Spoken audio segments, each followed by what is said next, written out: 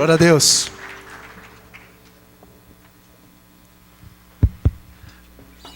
Você já sentou? Boa noite. Cumprimente aí algumas pessoas próximo de você. Dê uma boa noite. Seja bem-vindo. Se você não conhece a pessoa, se apresente. Diga que ela é bem-vinda à Igreja da Família Cristã.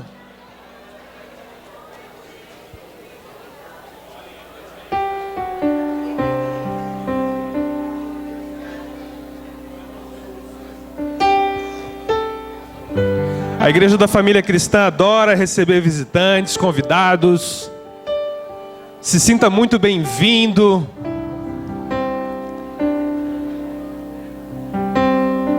Você não veio aqui essa noite por acaso, Deus quer te abençoar, pode tomar o seu assento. Do meu lado esquerdo temos pessoas aqui pela primeira vez. Só dê um aceno com a mão assim, quero cumprimentar você. Lá atrás, Deus abençoe vocês, sejam bem-vindos. Mais alguém aqui do meu lado esquerdo? Todos da casa, glória a Deus. Aqui do meu lado direito, pessoas pela primeira vez aqui? O Dida lá da célula, seja bem-vindo, bom te ver aí. O seu amigo, seja bem-vindo também. O pessoal ali lá da célula de areias, todos bem-vindos. Mais alguém aqui do meu lado direito? Os demais são da casa. Deus abençoe você, seja muito bem-vindo, a senhora também. A Igreja da Família Cristã é uma igreja que sempre tem um lugar para novas pessoas, novas famílias. Seja bem-vindo, que Deus possa realmente tocar em sua vida essa noite. Temos alguns avisos, eu peço a sua atenção.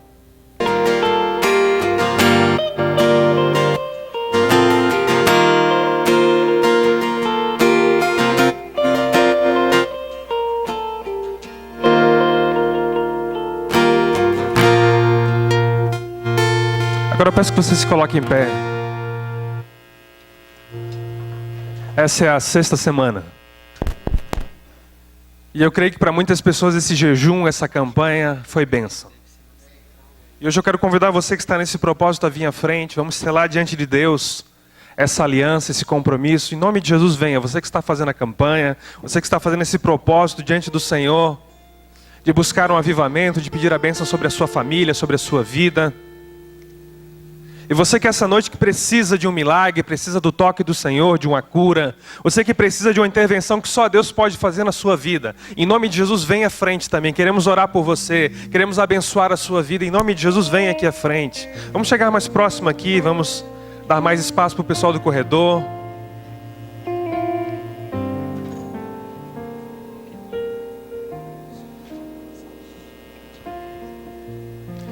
Esses 40 dias foram tempos de semear.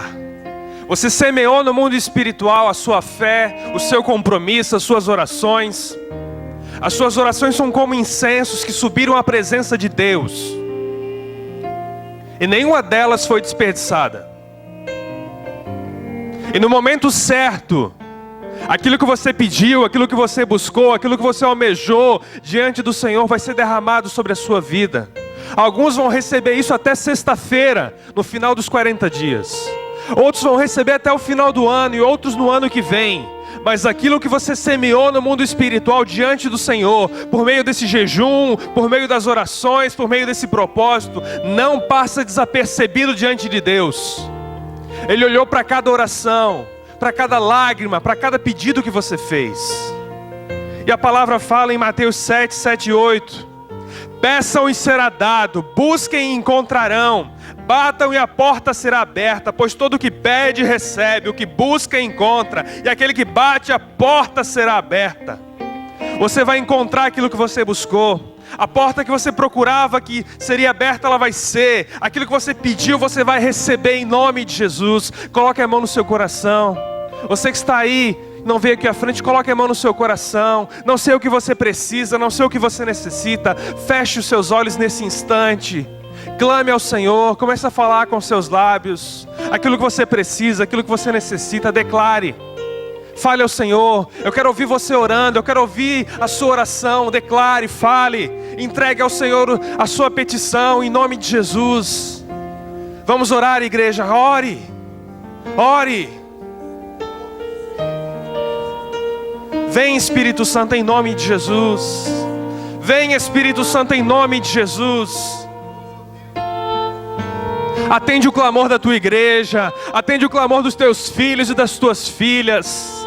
Senhor, em nome de Jesus, o Senhor entende o coração de cada um, o Senhor entende a expectativa que cada pessoa colocou diante do Senhor nessa campanha, nesses propósitos. Então, em nome de Jesus, Pai, que essa porta que essa pessoa pediu seja aberta em nome de Cristo, que aquilo que ela procurava seja encontrado, que ela possa receber das tuas mãos esse milagre, a cura que vem de ti, a restauração dos seus filhos, que eles voltem para os caminhos do Senhor, que esse casamento seja restaurado, renovado, que essa pessoa seja livre totalmente dos vícios, da depressão, da angústia, do espírito de morte, que as enfermidades que assolam e destroem o seu corpo sejam desfeitas em nome do Senhor Jesus. Você receba vida, você receba saúde, você receba um milagre no seu corpo, na sua alma e no seu espírito. Tudo aquilo que Satanás investiu contra a sua vida, nós desfazemos em nome de Jesus, pois para isso se manifestou o Filho de Deus, para destruir as obras do diabo, e nós destruímos em nome de Jesus toda obra, todo intento de Satanás contra a sua vida, contra a sua família. Em nome do Senhor Jesus, seja desfeito, seja livre, seja curado. Receba o toque do Senhor na sua vida em nome de Jesus. Levante as suas mãos, as duas mãos para o céu. Toda a igreja levante as suas mãos. E agora você vai agradecer ao Senhor.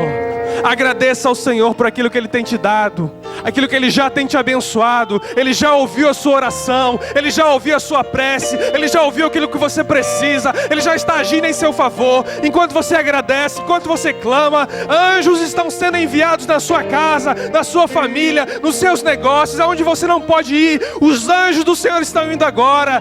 E em nome de Jesus, agradeça, louve ao Senhor, declare: muito obrigado, Pai, por aquilo que o Senhor já me deu, o Senhor já abriu a porta, o Senhor já me curou, o Senhor já me abençoou, o Senhor já nos tocou, o Senhor já está vindo sobre nós, em nome de Jesus, aplauda o Senhor, aplauda o Senhor.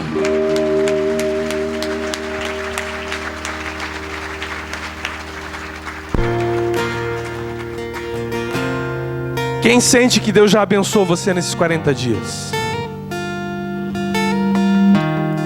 Pode tomar o seu assento.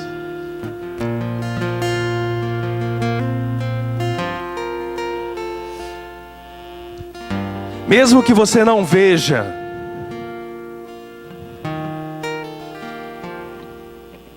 você deve continuar acreditando. Mesmo que você ainda não contemple com seus olhos aquilo que você esperava, continue acreditando, continue semeando a oração, semeando a fé, continue batendo na porta do céu, pois vai chegar o tempo onde isso vai se tornar evidente para você e para as pessoas próximas de você que a bênção veio. Mas não desista, não desista. Venha no próximo domingo, depois no outro e no outro, e continue a sua aliança com Deus, pois Ele vai continuar abençoando a sua vida, em nome de Jesus. Em nome de Jesus. E se você tem testemunhos, nos procure. Você vê que Deus abençoa a sua vida de uma forma clara, a sua família, aquele propósito que você fez, você começou a ver o agir de Deus. Quando você conta isso, você abençoa os outros, você estimula a fé da igreja. Então nos procure, conte aquilo que Deus tem feito por você. Nós sabemos que muita coisa Deus já começou a fazer. Então, louve a Deus contando o seu testemunho. Nos procure para que a gente possa fazer um culto de testemunhos. Em nome de Jesus, Deus te abençoe. Coloque-se de pé agora. Nessa segunda parte do louvor, se entregue. Abra sua alma como você não tem feito recentemente. Esse é o último culto dentro dos 40 dias. Deixe o Espírito Santo agir com liberdade no seu coração, na sua vida. Abra-se para ouvir a mensagem hoje. Durante essas últimas 3 músicas que vamos ter, não deixe que nada distraia você. Feche os seus olhos. Espírito Santo, leva os meus irmãos agora numa conexão com o Senhor. totalmente pura, verdadeira e profunda. Pois como último culto dentro desses 40 dias, queremos que seja algo totalmente agradável ao Senhor, um culto agradável ao Senhor, onde nosso louvor será sincero, verdadeiro e intenso, para que o Senhor seja glorificado em nome de Jesus. Vamos louvar e adorar a Deus. Houve em Judá, em Israel, um rei como Josias, nem mesmo Davi, nem mesmo Salomão, não é? Muito menos os filhos deles. Realmente Josias foi aquele exemplo impecável de uma pessoa dedicada a Deus, e o avivamento veio sobre ele. Mas 2 reis antes, não é? 2 reinados anteriores, 2 reinados que antecederam o rei Josias, nós temos a figura do rei Ezequias. E hoje nós vamos falar um pouco dele. Ele não foi tão brilhante na sua espiritualidade quanto foi Josias. Ele não foi tão achegado a Deus em alguns momentos. E Deus, por isso, teve que, inclusive, chamar a atenção dele numa ocasião ou 2, na palavra de Deus, onde ele teve que voltar atrás, se arrepender e buscar o Senhor, a fim de que ele continuasse fiel a Deus. E eu escolhi esse rei, primeiro porque ele parece muito com todos nós, conosco, né? Nas suas labutas, nas suas dificuldades diárias. Um rei um pouco humano, um pouco como eu e você. Não que a gente não deva ser como Josias, mas esse aqui parece ainda mais encarnado, né? Naquilo que eu e você passamos como dificuldade em nossas vidas, em nosso desejo de servirmos a Deus, e não, muitas vezes não somos bem sucedidos. Então vamos ler aqui em 2 Crônicas 29, não tem na tela, mas você acompanha aqui. Ezequias tinha 25 anos de idade quando começou a reinar, e reinou 29 anos em Jerusalém. E o nome da sua mãe era Abia, filha de Zacarias. E ele fez o que o Senhor aprova, tal como tinha feito Davi, o seu predecessor. E no primeiro dia do mês do ano do seu reinado, ele reabriu as portas do templo do Senhor e as consertou. Convocou os sacerdotes e levitas e os reuniu na praça que fica do lado leste e disse: escutem-me, levitas, consagrem-se agora, consagrem o templo do Senhor, o seu Deus, o Deus dos antepassados, retirem tudo que é impuro do santuário. Os nossos pais foram infiéis, fizeram o que o Senhor, o nosso Deus, reprova e o abandonaram. Desviaram o rosto do local da habitação do Senhor, deram-lhes as costas e também fecharam as portas do pórtico, apagaram as lâmpadas, não queimaram incenso, nem apresentaram holocausto no santuário para o Deus de Israel. Por isso, a ira do Senhor caiu sobre Judá, sobre Jerusalém, e ele fez deles objeto de espanto, de horror, de zombaria, conforme vocês podem ver com os seus próprios olhos. Por isso os nossos pais caíram à espada, e nossos filhos, nossas filhas, nossas mulheres foram levados prisioneiros. Pretendo, pois, fazer uma aliança com o Senhor, o Deus de Israel, para que o fogo da sua ira se afaste de nós. Meus filhos, não sejam negligentes agora, pois o Senhor os escolheu para estarem diante dele e o servirem, para ministrarem perante ele e queimarem incenso. Amém, pessoal? Até aqui a palavra do Senhor. Vamos começar falando sobre a figura desse homem chamado Ezequias. O nome dele expressa essa verdade: o Senhor é a minha força. Ele começa esse reinado dele com 25 anos de idade, já na força de Deus. Ele sabe que o seu pai havia feito o que era ruim aos olhos do Senhor. Acaz, junto com o Manassés, não é? Que foi o filho dele, Acaz, o pai dele, eram assim da pior estirpe possível. Sabe aquele rei que faz tudo errado e que faz as coisas degringolarem realmente numa nação? Esse era Acaz. E Ezequias se levanta na força do Senhor, Diga: força do Senhor. Querido, eu sei que muitas coisas ainda não estão dando certo em sua vida. Sabe por quê? Porque ainda você luta com a força de Acás. É aquela força da carne. É aquela coisa entranhada em você que não deixa você prosseguir. Querido, a partir de hoje você vai se levantar. É na força do Senhor. Ele vai fazer diferença. E não importa a idade. O Josias começou muito cedo, né? Com 8 anos. Esse aqui começa com 25 anos. E ele levanta-se na força do Senhor. E no primeiro dia do seu reinado, ele convoca uma reforma geral. Ele abre o templo. Ele começa, não é, a fazer aquilo que o Senhor aprova. E ele escolheu também, a exemplo do Josias, não o seu pai como exemplo, logicamente. A palavra de Deus diz que ele escolheu Davi. Interessante, tanto Josias como Ezequias escolhem um antepassado, uma pessoa lá no início dos reis de Israel, para ser o seu mentor espiritual também. O pastor Felipe discorreu sobre isso semana passada. Como é importante a gente mirar numa pessoa e escolhê-la para ser o nosso mentor espiritual. Aquele discipulador que vai nos ajudar a escolher a força do Senhor como aquela que vai fazer diferença. A Bíblia diz também que ele era piedoso e corajoso, né? Então, ao mesmo tempo, você pode ser piedoso. Você deve desenvolver a piedade do Senhor na sua vida. O apóstolo Paulo fala muito sobre isso, que nós devemos desenvolver a piedade. Nós devemos desenvolver essa característica de sermos humildes diante do Senhor e, ao mesmo tempo, desenvolver a coragem de fazer o que tem que ser feito, a reforma que tem que acontecer na nossa vida e também na sociedade. Temos que ser corajosos e piedosos ao mesmo tempo. Simples como as pombas e astutos como as serpentes. Jesus falou isso também. As duas características no cristão.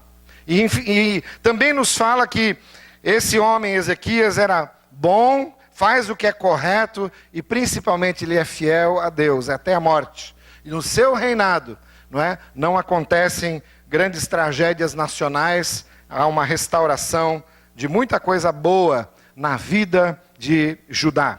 Tá? Então, em primeiro lugar, nós queremos ver os resultados do avivamento na vida pessoal. Na vida pessoal, na vida do povo de Deus. Né? De como isso trouxe para o povo de Deus uma segurança de que na força de Deus, Ezequias estava executando essa reforma na sua vida e na vida da igreja, na vida do povo de Deus. Em primeiro lugar, a Bíblia diz que ele reabriu o templo. Se você perceber bem os versículos aqui que eu li, os antepassados foram tão infiéis e abandonaram a Deus, que eles começam a apagar todas as luzes do templo. Eles começam a apagar as lâmpadas, eles não queimam incenso, não apresentam holocausto, eles vão apagando todas as luzes do Santo dos Santos, depois no lugar santo, depois no pátio, vão apagando as luzes, ou seja, acabou a adoração a Deus.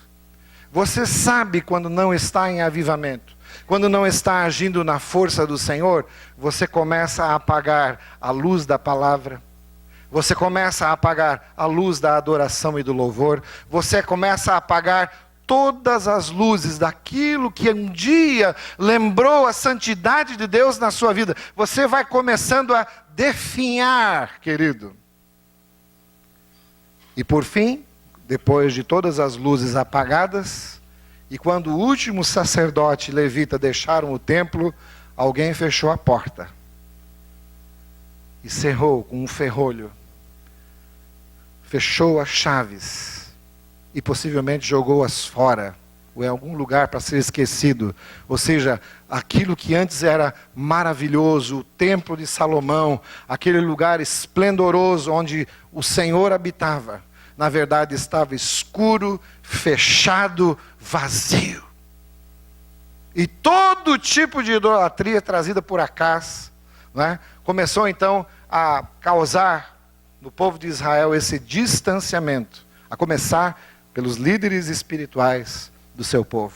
Quando os líderes se afastam, quando os reis se afastam, quando presidentes se afastam, quando pastores e sacerdotes se afastam, começa a haver um problema, um curto-circuito espiritual em toda a nação, em sua vida e em minha vida. A primeira coisa que nós temos que fazer, gente, é abrir este templo espiritual e dizer: Senhor, a tua verdade deve imperar como luz em mim. Ela deve imperar. Vai abrindo e vai acendendo as coisas, gente. Deixa brilhar a glória do Senhor de novo. Em segundo lugar, a Bíblia diz que ele restabeleceu o culto a Deus. E ele chamou, não é, os reis de Jerusalém, chamou reis de Israel para restabelecer o culto a Deus, e a Páscoa a Deus também foi celebrada. Assim como depois Josias também fez a mesma reforma. Não é? Porque quando as pessoas se distanciam de Deus, todas essas práticas são escolhidas, tudo são esquecidas. E tudo aquilo que Deus fez no passado parece que não mais causa o efeito espiritual desejado. E a Bíblia diz também que ele regulariza os dízimos e as ofertas. Quando as luzes se vão, quando a espiritualidade diminui, quando nós estamos nos parecendo muito com aqueles que vivem ao nosso redor, sem fé nenhuma, e atribuindo inclusive àquelas divindades que moram ao nosso redor aí, não é, o poder de Deus. Cuidado, não é? As coisas começam a diminuir na nossa vida.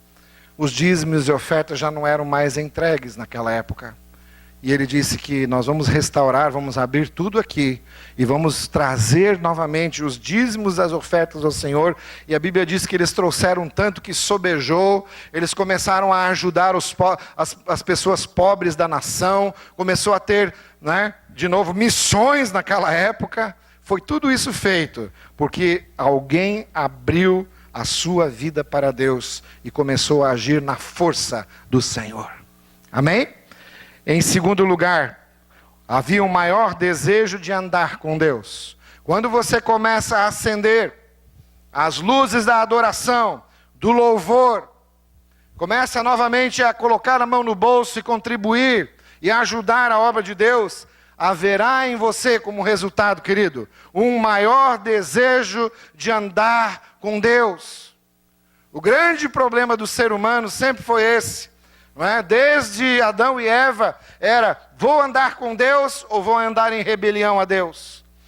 Na época de Noé era assim, na época dos reis foi assim, na época em que Jesus estava na terra foi assim. Alguns amaram as trevas e não quiseram andar com Jesus, odiaram a luz e andaram nas trevas. Aqui você vê no capítulo 29, versículo 29, diz assim: então todos os reis e os presentes ali ajoelharam-se e adoraram a Deus. O rei Ezequias começou uma adoração mais consistente. Sabe, gente, quando a gente não adora a Deus, os hinos são estranhos.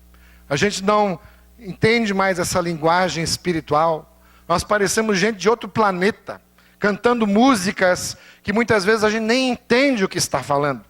É que nem o pessoal que canta o hino nacional e não sabe, por exemplo, do que a terra mais garrida. O que é garrida, gente? Pois é, vocês não sabem, né? Eu tive que pesquisar também. Não, eu sabia. A terra mais encantadora, do que a terra mais enfeitada, né? Nós temos essa terra aqui no país. Mas a terra mais garrida, que Deus quer trazer a você e a mim, uma adoração consistente. Essa é a terra que Ele quer. Essa é a terra que Ele deseja, uma adoração que vai fazer toda a diferença. Veja o versículo 31 desse mesmo capítulo. Olha o desejo de andar com Deus aqui. Agora que vocês se dedicaram ao Senhor, tragam sacrifícios e ofertas de gratidão. E aí a comunidade levou sacrifícios e ofertas de gratidão. E alguns espontaneamente levaram também holocaustos. E aí começa a falar da quantidade de holocaustos que era feita ali. Não tinha sacerdote para receber tanta oferta, não tinha tanta gente consagrada ali a Deus para receber tanta coisa que havia sido ofertada para aquele templo. E finalmente no versículo 36 desse mesmo capítulo diz: Ezequias e todo o povo regozijaram-se com o que Deus havia feito por seu povo, e tudo em tão pouco tempo. Querido, diga, em tão pouco tempo. Quando alguém se abre o templo da sua vida para Deus, e Deus começa a acender de novo as luzes apagadas, a adoração volta, o teu amor por Deus volta, o Espírito Santo começa a atingir o teu coração, querido. Quando você não queria mais obedecer a sua palavra, você volta para Deus em pouco tempo, todas as coisas são restauradas, né? E a coisa começa a andar de acordo com o avivamento do Senhor. Em terceiro lugar, mais do Espírito Santo e menos carnalidade. Quando nós percebemos que a adoração foi restaurada, o templo foi restaurado, Ezequias agindo na força do Senhor, não é? Diferente do seu pai, nós percebemos aqui que o Espírito de Deus começa a tomar toda a comunidade de Israel. Capítulo 30, verso 9, nos diz o quê? Nos diz ali: se vocês se voltarem para o Senhor, que os que capturaram os seus irmãos e seus filhos, terão misericórdia deles, e eles voltarão para essa terra, pois o Senhor, o seu Deus, é bondoso e compassivo, Ele não os rejeitará, se vocês se voltarem para Ele. Querido, quanto mais você se volta para Deus, Deus se volta também para você. E Deus vai fazer com que haja frutos espirituais, haja paz no teu interior. Quantos aqui buscam essa paz no seu interior? Quantos aqui? Dizendo: pastor, as coisas na minha família não vão bem. Não é? Estamos ali desestruturados, estamos perdidos. Porque se não for na força do Senhor, os frutos espirituais não vingam, eles te são roubados. E a paz no teu interior é uma ficção. Você está perturbado dentro de você mesmo. Você precisa voltar-se para o Senhor, porque Ele, em primeiro lugar, lá dizem em Romanos, não é? Que aquele que está em Cristo tem paz. Nós somos justificados por Cristo e por isso temos paz no nosso coração. Ele já nos aceitou em Cristo Jesus, se então somente nos voltarmos para Ele. O segundo resultado, além da vida pessoal, é um resultado da família. Pode colocar aí, querido. O resultado que acontece nas famílias. Quando as famílias são afetadas e começa-se um novo momento de oração, um momento de consagração, as luzes do templo seu, não é? E da sua família, dos teus queridos, começa a ser acesa por uma intencionalidade, uma prioridade de se buscar de novo a presença de Deus. Querido, há avivamento espiritual acontecendo. Agora eu pergunto para você, quando foi a última vez que você pegou a sua esposa e orou com ela? Quando foi a última vez que você, talvez com o seu irmão, orou? Quando foi a última vez que você colocou essa prioridade de aqui na minha casa nós vamos ser diferentes, nós vamos fazer algo diferente? Sabe por quê, gente? Porque nós somos tão condicionados pela nossa cultura, condicionados por nós mesmos, a fazer exatamente todos os dias a mesma coisa. Sentar na mesma cadeira, sentar no mesmo lugar no sofá, dormir do mesmo lado da cama e comer a mesma comida de sempre. Gente, na espiritualidade também. Se alguém não se dispõe a andar na força do Senhor, não vai acontecer oração em casa, não vai acontecer oração individual, vai ser difícil. Alguém tem que se levantar. E que seja você, querido, em nome de Jesus, a dizer: eu vou colocar ordem na minha casa. Amém? Ezequias coloca a ordem na sua casa. Ele colocou. Ele recebeu o desafio de Deus. Quantos de vocês aqui gostam de um desafio? Não precisa levantar a mão não, mas coloca a ordem na sua casa. E você vai ver o resultado, né, acontecendo em sua vida. Em terceiro lugar, a Bíblia diz ali que ele restaurou a sua espiritualidade. Restaure, querido. Ezequias procurava sempre adorar a Deus, não é? E sempre instigar os outros a andar na força de Deus. Porque, meu querido, se você não fizer isso, a sua visão espiritual vai ser perturbada, vai ser obnubilada, você não vai enxergar direito. Restaure a sua saúde espiritual. Com o avivamento, há mais expressões de amor na família. Como a gente gosta de pegar um bebê, né? E todo mundo ficar apertando. Como a gente recebe aperto quando a gente é pequeno, né? Depois, quando a gente é grande, a gente tem que ficar atrás, assim, do pessoal correndo aí, né? Me dá um beijo, me dá um abraço. Não é assim? Agora, quando a gente é pequeno, é bochichudo e todo mundo vai lá, aperta. Querido, sejamos assim, mas também quando chegar aos nossos dias de velhice, sejamos assim. Tenhamos expressões de amor, porque quando há avivamento, há amor. Porque Deus é amor, amém? Ele restaura em nós o amor pela nossa família. Ele restaura aquela vontade de estarmos juntos, tá? Então, seja assim com seus pais mais velhos. Seja assim com seus avós. Não é? Que as gerações que você tem na sua família, todas elas recebam expressões de amor, porque Deus está em você. E se Deus está em você, querido, eu não espero nada menos do que expressões de carinho e de amor da sua parte. Ezequias sabia disso. Ezequias era esse homem piedoso, esse homem que tinha expressões de amor para com todos os seus. Leia esses capítulos depois em casa, de 2 Crônicas, capítulo 29, 30, 31 em diante, você vai ler essa história. Mais um dado aqui na família, com um avivamento, a maior evidência de unidade na família. Sabe por quê?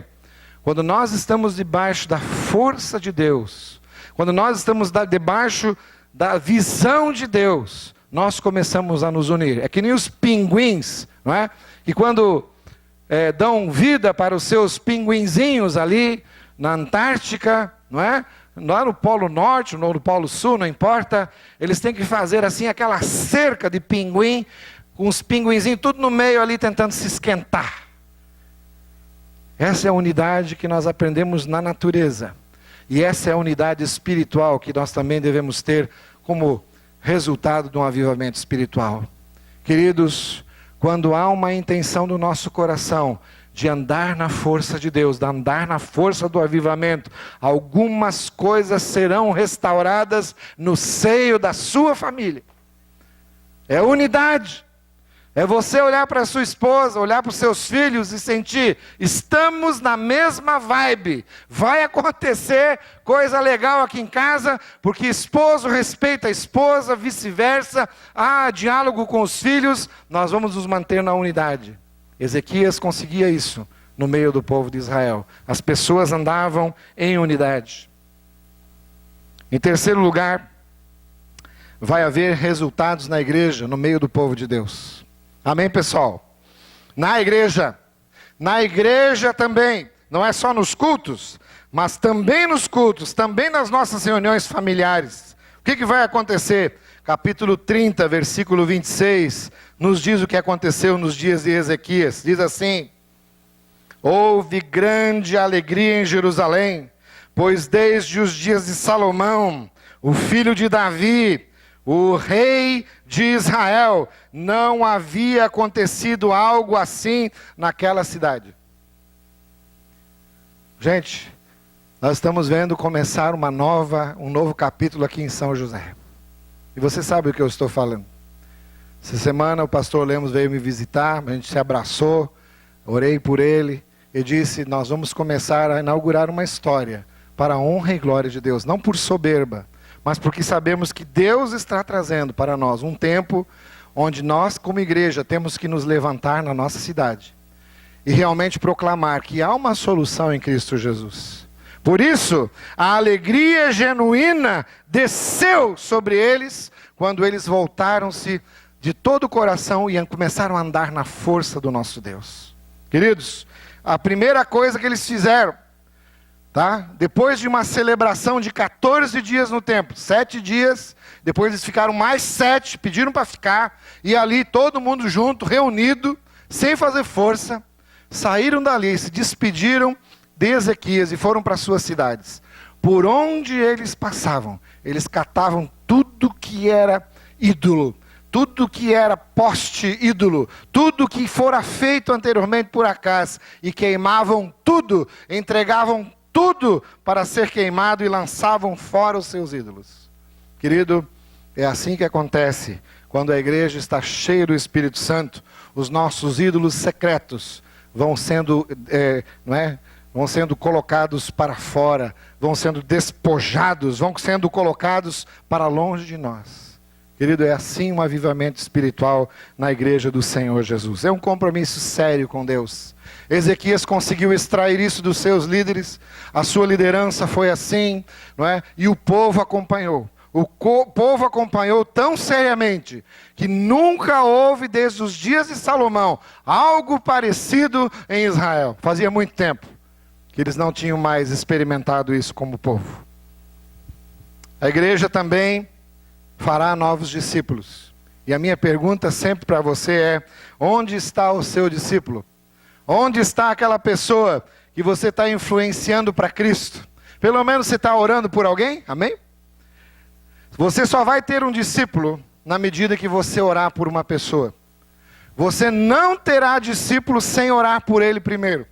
Senhor, onde está o meu discípulo? Senhor, envia o discípulo. Começa a orar por uma pessoa, porque na medida que você fizer isso, seu coração vai começar a se interessar e se, amalgamar com este coração do seu discípulo, e o avivamento virá, porque avivamento também é fazer discípulos de todas as nações.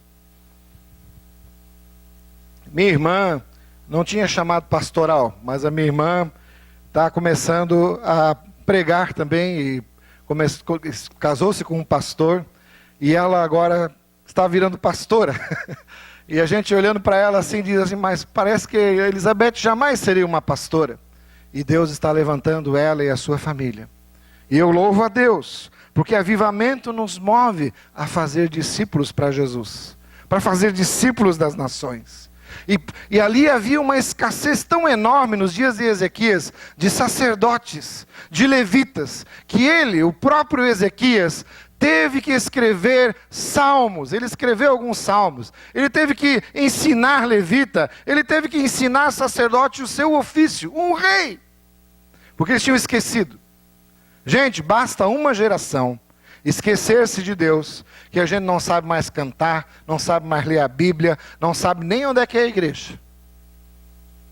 Infelizmente isso está acontecendo na Europa, em alguns lugares dos Estados Unidos também, onde as pessoas estão abandonando os seus templos, onde eu pessoalmente na Alemanha entrei numa igreja luterana que virou uma discoteca, uma aberração, um absurdo. E eles vão lá porque a acústica é boa. A acústica é maravilhosa, fazer um DJ aqui, aquela coisa. A gente ri, mas é de chorar, gente, é de chorar. Por quê? Porque faltam sacerdotes, faltam levitas, faltam líderes, faltam adoradores. Uma geração se perdeu. Perderam tudo. Quarto lugar, deixa aí. O resultado da nação. O resultado na nação de Israel. E agora eu quero falar um pouco sobre o capítulo 32. Vamos discorrer um pouco sobre o que acontece quando, no meio desse avivamento todo, dessa restauração toda, desse templo reinaugurado, dessa adoração revisitada, da espiritualidade renovada, vem um tal de Senaqueribe que ouve desse avivamento e diz: o quê? Vocês estão servindo agora a um só Deus? Vocês não acendem mais fogo para os deuses que nós servimos? Vejam bem, todas as nações, com os seus deuses, não conseguiram, de modo algum, se impor contra nós, se rebelar contra nós, porque nós subjugamos a todos. E nós vamos fazer isso com vocês, porque vocês servem só a um Deus. Que afronta. Que afronta contra Senaqueribe, contra o rei de Israel e contra o povo de Israel. A palavra do Senhor, não é? A palavra deste homem, Senaqueribe, através dessa carta, dizia: ninguém vai livrar vocês. Ele se colocou arrogantemente no lugar de Deus. Afrontou a santidade de Deus, afrontou o trono de Deus, afrontou o avivamento, afrontou a pessoa de Deus. E a minha Bíblia diz: de Deus não se zomba. Porque aquilo que o homem semear, isso também ele colherá. De Deus não se zomba. O que aconteceu? Vamos ver qual foi a reação de Ezequias, trazendo essas cartas diabólicas diante do Senhor. Quando o rei se voltou então para Deus, ele colocou essas cartas no chão, e diante do Senhor, junto com o profeta Isaías, que era seu contemporâneo, eles começaram, no versículo bíblico aqui, começaram a clamar a Deus, e dizer: Senhor, olha para as afrontas desse cara, olha para as afrontas de Senaqueribe. Ele está dizendo que nós não seremos livrados, que o sítio que foi feito em Jerusalém é para valer. Nós vamos morrer de sede, vamos morrer de fome, o povo será levado cativo. Senhor, ouve o nosso clamor. Veja o que aconteceu. Naquela mesma noite, a Bíblia diz, no versículo 21, capítulo 32, e o Senhor enviou um anjo que matou a todos os homens do combate e todos os líderes oficiais no acampamento dos assírios, de forma que o rei se retirou envergonhado para a sua terra. E certo dia, ao adentrar o templo do seu Deus, alguns dos seus filhos o mataram à espada. De Deus não se zomba.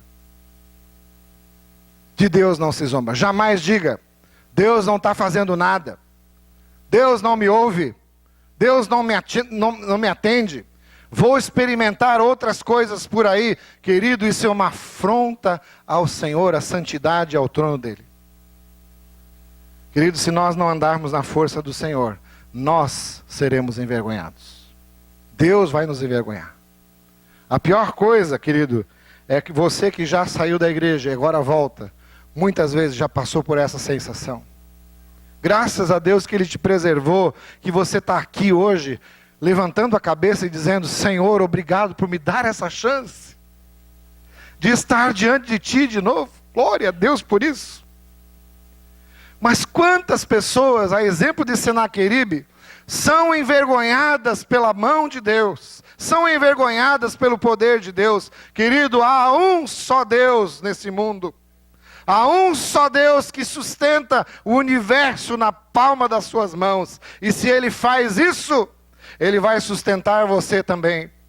Ele vai sustentar a sua vida, a minha vida, nos piores dias em que nós estamos aparentemente perdendo. Aparentemente. Mas a palavra final, a palavra é do soberano, o nosso Deus. Por isso, eu quero terminar agora falando do nosso país amado. O que a terra mais garrida, os nossos lindos campos têm mais flores. É verdade. Dá vontade de voltar para o Brasil.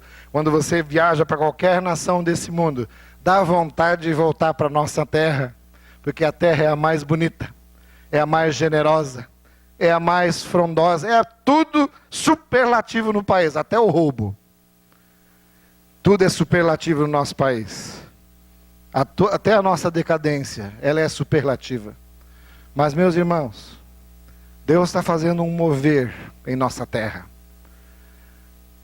Eu creio, eu olho para a nossa bandeira e digo: Senhor, essa bandeira representa um sonho para nós, de vermos a nossa nação andar na força do Senhor, andarmos na força de Ezequias, que andou contigo.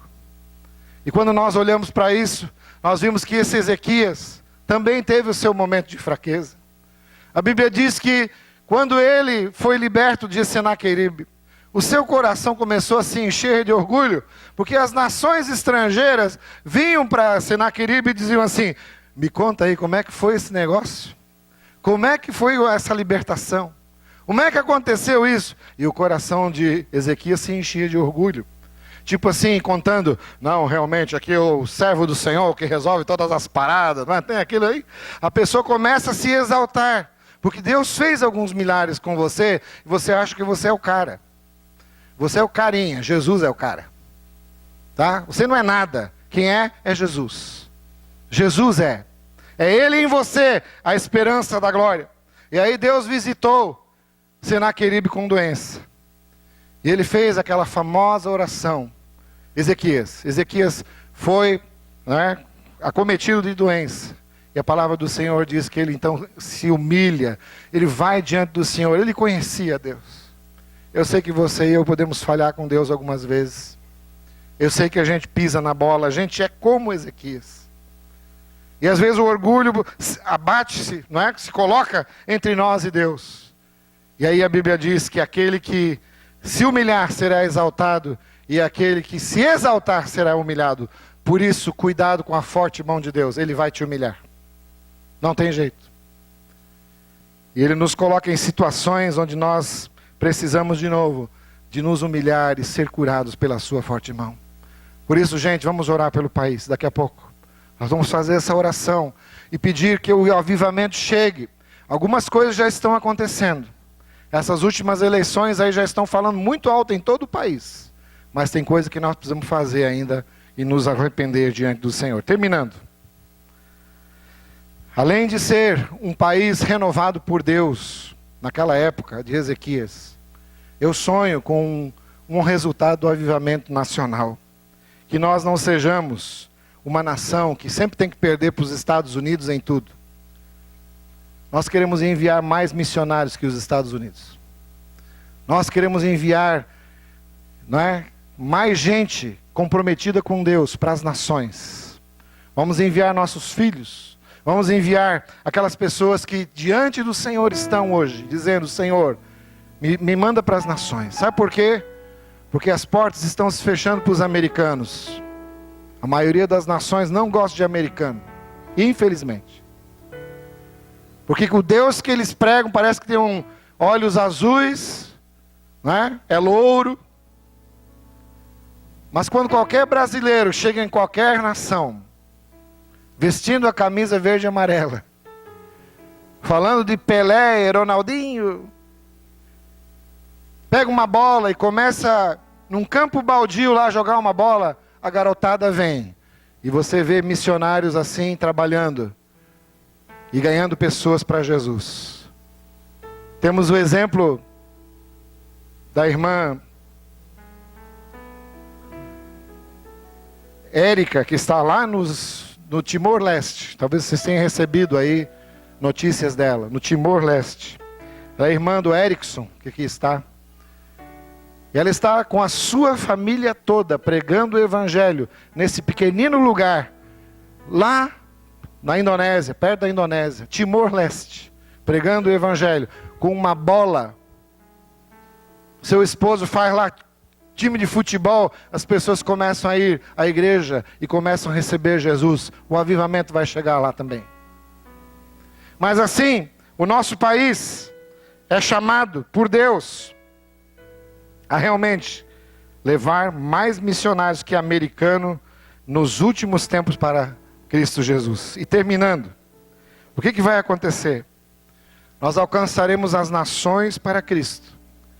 E a Bíblia diz que esse é o último sinal que ainda está faltando para se completar Mateus capítulo 24, capítulo 25, que dizem, quando este evangelho alcançar todas as nações, então virá o fim.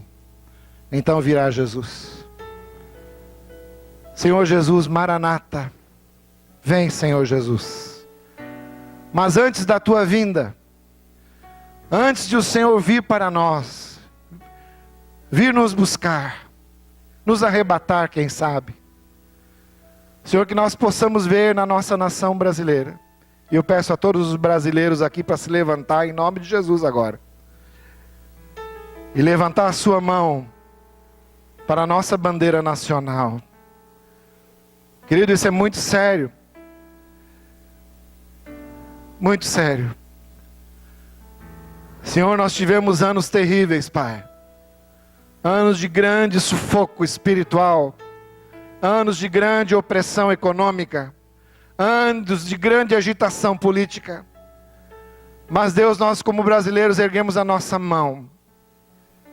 E pedimos mais uma vez, restaura-nos. Aviva-nos. E como resultado, Pai, que o nosso país, que tem tanto crente, tanto evangélico, tanta gente que se chama aí pelo Teu nome, sejam verdadeiramente avivados pelo Senhor Jesus. Sejamos uma nação ética. Sejamos uma nação, ó Pai, que tenhamos vergonha na cara.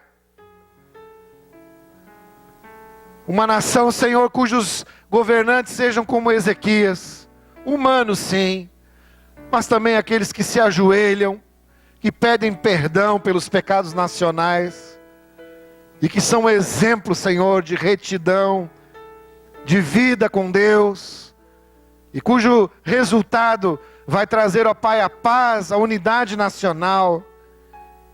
Ó Deus, nós pedimos perdão, Senhor, por tanto crime, na esfera nacional, na esfera, Senhor, dos governantes da nossa nação, de todo tipo de político que existe nesse país, Pai. Perdoa, Senhor. Mas ao mesmo tempo pedimos também pelo Teu povo, que às vezes tem a mesma ganância, que às vezes, Senhor, tem os mesmos pecados ocultos no coração. Perdoa-nos a nós também. Fazemos parte dessa cultura da corrupção. E te pedimos, Deus, perdoa, Senhor, o governante e perdoa a nós. Todos que estamos aqui hoje à noite. Pedindo avivamento nacional. Pedindo a Deus que os governantes da nossa nação sejam cheios do Espírito Santo. Ó Deus, nós queremos ver, sim, Pai, o nosso país ser aquele celeiro de obreiros, de obreiras, de pastores e pastoras, de missionários e missionárias, valorosos, corajosos e piedosos em todo o mundo. Ó Deus, nós oramos pela Érica, que está em Timor-Leste. Oramos, Senhor, por essa obra linda, bonita, que ela está levantando ali. É o Senhor com ela, Senhor. Por todos os nossos missionários, aqueles que estão na Amazônia ou aqui em Indaial, em Itajaí, aqueles que estão, ó Deus, servindo aqui próximo de nós ou longe de nós. O Alan, lá na França, Senhor, com a sua esposa.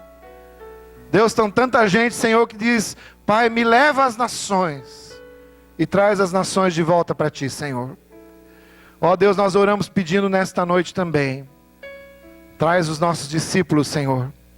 Traz aqueles que nós vamos influenciar. Traz a próxima geração para Deus. Que nenhuma geração se perca, Senhor. Traz os nossos filhos de volta, Senhor.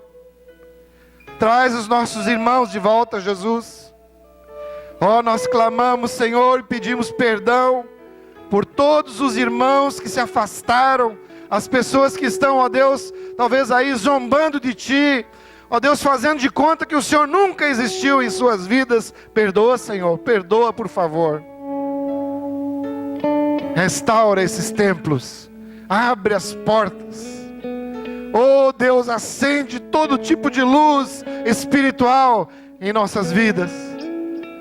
Senhor, nós precisamos de Ti, Senhor, porque sem a Tua força, nós seremos como Acás, nós seremos como Manassés, os piores reis de Israel, onde não havia nenhuma lembrança do Deus vivo e verdadeiro.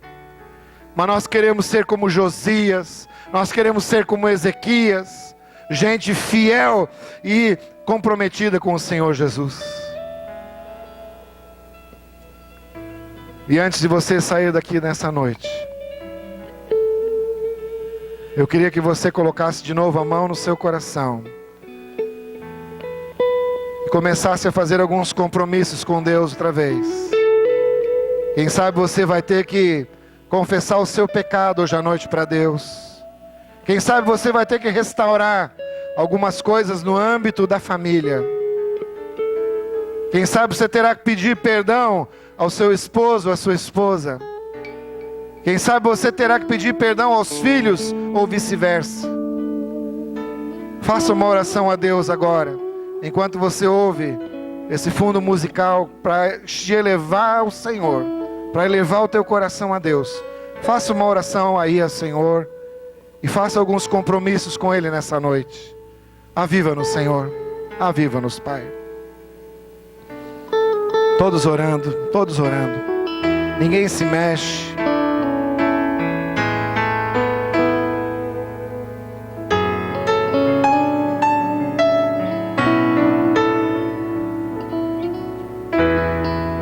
Aleluia. Glória a Jesus.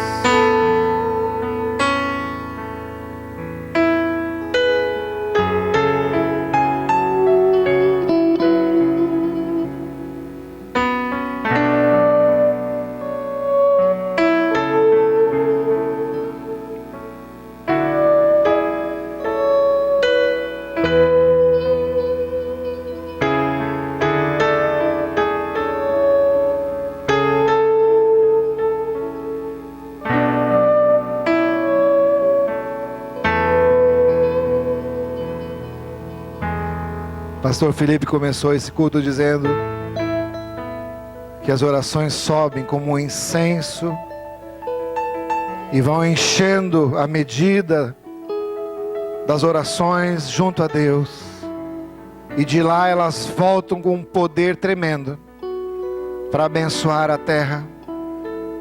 Ó Deus, ouve essas orações, perdoa esses pecados, Senhor. Mas ao mesmo tempo, Senhor, derrama sobre nós a bênção de sermos um povo como o coração de Ezequias e de Josias. Um povo alegre, animado pela presença do Senhor. Um povo que não trai os seus compromissos. Um povo que leva a Deus a sério. Um povo que cultua a presença do Senhor. Um povo que leva, Senhor, essa tocha do Evangelho a sua terra e a todos os confins da terra. Deus seja gracioso com você. Deus te abençoe. Deus levante sobre si o teu rosto, tenha misericórdia de ti. Que Deus levante sobre ti a sua face e te dê a paz. Em nome do Pai, do Filho e do Espírito Santo, assim eu abençoo você para essa semana ser uma semana de vitória, em nome de Jesus. Vamos aplaudir o nosso Deus único e verdadeiro. Aleluia, aleluia, glória a Deus, glória a Deus, glória a Deus. Dê um abraço no seu irmão. As mulheres não esqueçam de pegar os convites, tá? Deus abençoe, uma boa noite para você, em nome de Jesus, amém.